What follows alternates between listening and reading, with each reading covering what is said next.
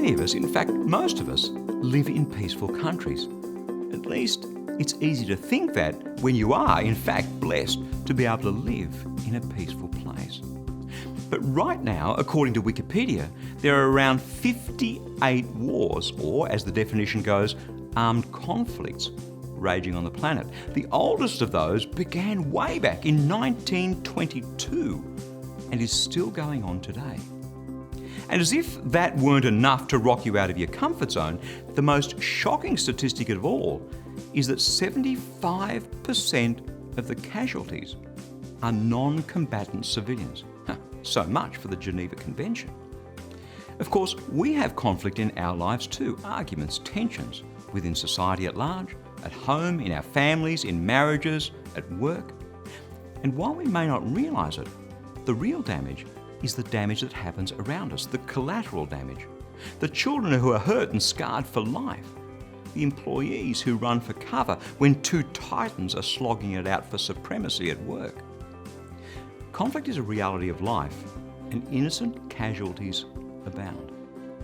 The Bible talks about being a peacemaker. In fact, Jesus said, "Blessed are the peacemakers, for they shall be called children of God." That's pretty good. You know the best way to stop a conflict? It's this. Don't rise to the challenge. Don't have the argument. Walk away from it before it starts. That's not my idea. It's actually God's idea. Proverbs chapter 20, verse 3. People who refuse to argue deserve respect. Any fool can start an argument. Hey, that's pretty good advice. Very practical. And when you listen to it, it rings so true.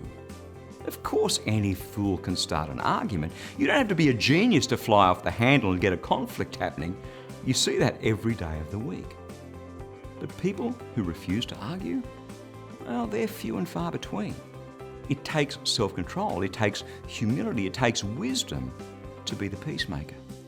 We're not talking about being a doormat here. We're not talking about operating out of weakness, but out of great strength and maturity.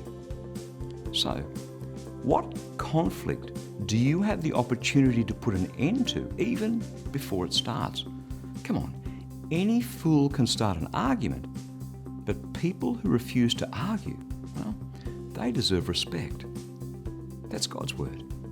Fresh for you today.